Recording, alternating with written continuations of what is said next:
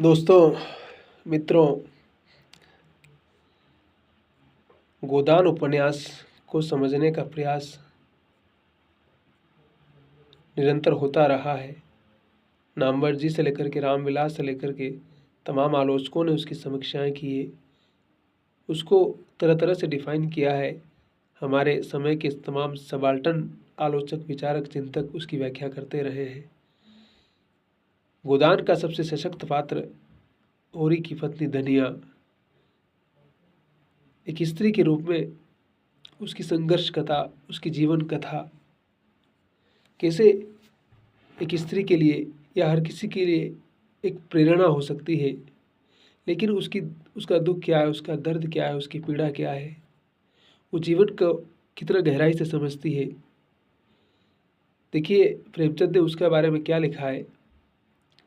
और एक स्त्री की ज़िंदगी कहाँ से शुरू होती है और कहाँ समाप्त हो जाती है, उसके सपने, उसकी दुनिया, उसकी सोच का दायरा समाज ने उसको कितना सीमित कर रखा है, उसके अधिकार कितने कम हैं और वो कैसे उन सारी चीज़ों का सामना करते हुए जीवन को बेहतर करने की कोशिश कर रही है। अब देखिए प्रेमचंद ने क्या लिखा है धनिया के बारे में कि धनिया इतनी व्यवहार कुशल न थी। उसका विचार था कि हमने जमींदार के खेत जोते हैं तो वह अपना लगान ही तो लेगा, उसकी खुशामद क्यों करे, उसके तलवे क्यों सहलाएं। यद्यपि अपने वैवाहिक जीवन के इन 20 वर्षों में उसे अच्छी तरह अनुभव हो गया था कि चाहे कितनी भी कतर कर लो, कितना भी पेट तन काटो, चाहे एक एक कोड़ी को दांत से पकड़ो, मगर लगान का बेबाक होना मुश्किल है। फिर भी वह हार न मानती थी और इस विषय पर स्त्री पुरुष में आए दिन संग्राम छिड़ा रहता था। उसकी 6 संतानों में अब केवल 3 जिंदा है। एक लड़का गोबर, कोई 16 साल का, और 2 लड़कियां, सोना और रूपा, 12 और 8 साल की। 3 लड़के बचपन में ही मर गए। उसका मन आज भी कहता था अगर उनकी दवाई होती तो बच जाते, पर वह एक धेले की दवा भी न मंगा सकी थी। उसकी ही उम्र अभी क्या थी, 36वां ही साल तो था, पर सारे बाल पक गए थे, चेहरे पर झुर्रियाँ पड़ गई थी, सारी देह डल गई थी। वह सुंदर गेहुआ रंग संवला गया और आंखों से भी कम सूझने लगा था। पेट की चिंता ही के कारण तो कभी तो जीवन का सुख न मिला। इस चिरस्थायी जीर्णावस्था ने उसके आत्मसम्मान को उदासीनता का रूप दे दिया था। जिस गृहस्थी में पेट की रोटियां भी न मिल सके, उसके लिए इतनी खुशामद क्यों। इस परिस्थिति से उसका मन बार बार विद्रोह किया करता था और 2-4 गुटकियां खा लेने पर भी उसे यथार्थ का ज्ञान होता था। देखिए ये उसका दुख था, दर्द था कि दिन रात की मेहनत, जीवन के तमाम अभाव, दुख ही दुख। वो कहती कि मेरे 3 बच्चे अगर मैं जरा भी दवाई कर पाती तो शायद जिंदा रहते, और जीवन का सुख उसे कभी नहीं मिला। जो अपनी सारी जिंदगी सिर्फ दूसरों को सुख देने में लगा देते हैं, यानी कि इतना मेहनत करने के बावजूद भी जमींदार को लगान चुकाने, ये तो फिर क्या है। न परिवार का सुख, न बच्चों का सुख, न कभी खाने का सुख, न जीने का सुख। क्या प्रेमचंद इस के माध्यम से भारतीय समाज की आर्थिक विषमता की बात नहीं कर रहे हैं, स्त्री के दुख की बात नहीं कर रहे हैं? क्या गरीब इंसान को भरपेट खाना खाने का अधिकार नहीं है, उसको दवाई लेने का अधिकार नहीं है, उसको अच्छा जीवन जीने का अधिकार नहीं है? धनिया अनपढ़ थी लेकिन जिंदगी की समझ उसे बहुत गहरी थी कि जब 20 वर्ष के जीवन में कोई सुख नहीं मिला, कुछ नहीं मिला, तो आगे क्या मिलेगा। मात्र 36 साल की उम्र में जैसे वो बुढ़ा गई थी। क्यों?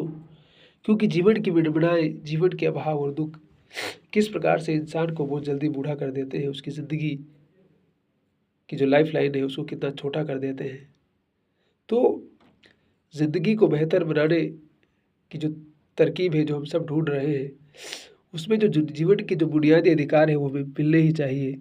और गोदान का लेखक प्रेमचंद इस बात को बखूबी समझता है कि ज़िंदगी की आवश्यक चीज़ें अगर मनुष्य को नहीं मिलेगी तो जाहिर सी बात है उसका जीवन ऐसा ही रहेगा और अभाव आपको कभी आगे बढ़ने का मौका नहीं देंगे।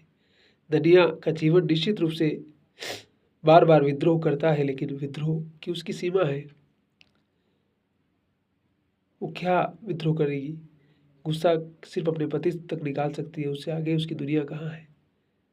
तो गोदान की जो ये नायिका धनिया है, वो कहीं न कहीं इस बात का हमें एहसास करवाती है कि ज़िंदगी को जीने के लिए अधिकारों की बराबरी होनी बहुत ज़रूरी है। आज जो लोग कहते हैं कि ये बराबरी की बात करना, अधिकारों की बात करना और लोकतंत्र की बात करना, वोटिंग की बात नहीं करना है, वो धनिया की पीड़ा को समझ लीजिए, उसके दर्द को समझिए कि 47 से पहले का भारत क्या था और आज का भारत क्या है। आज हमारे पास इतनी सारी चीज़ें हैं, फिर भी हम उस गरीबी को समाप्त नहीं कर पाए हैं। तो उस दौर में तो सामंतों और अंग्रेज़ों ने खूब लूटा और गरीब आदमी के लिए क्या था, एक-एक रुपया, एक-एक पैसा कमाना भी बहुत मुश्किल था। मुश्किल क्या, उसके लिए तो पता है, देखिए जो जो रोज़मर्रा की चीज़ें उपलब्ध नहीं करवा पा रहा, पेट पे खाना तो आदमी को चाहिए, लेकिन वो भी उपलब्ध नहीं है, कपड़ा भी उपलब्ध नहीं है, मेडिसिन उपलब्ध नहीं है। सारी सुविधाएँ, जो बुनियादी सुविधाएँ अब अगर उपलब्ध नहीं है, तो ज़िंदगी कैसे बेहतर होगी? भगवान आकर थोड़ी बेहतर करने वाला हमारे जीवन को। हमें ही बेहतर करना होगा और लड़ करके, मेहनत करके बेहतर करना होगा। इसलिए जो लोग कहते हैं कि 70 सालों में कुछ नहीं हुआ और देश वही का वही है और लोकतंत्र ने हमें कुछ नहीं दिया, अधिकार नहीं दिए, वो जब गोदान पढ़ेंगे तो उन्हें पता चलेगा कि हिंदुस्तान की स्थिति क्या थी, वो दौर का वो उस दौर का भारत क्या था और आज के दौर का भारत क्या है। तो हमें चीज़ों को टेकन फॉर ग्रांटेड नहीं लेना है, बल्कि उनके महत्व को समझने की हमें आवश्यकता है। तो हँसते रहिए, मुस्कुराते रहिए, मस्त रहिए और आबाद रहिए और अपना ख्याल रखिए और पढ़ते रहिए और लिखते रहिए और ज़िंदगी में हमेशा सकारात्मक बने रहिए।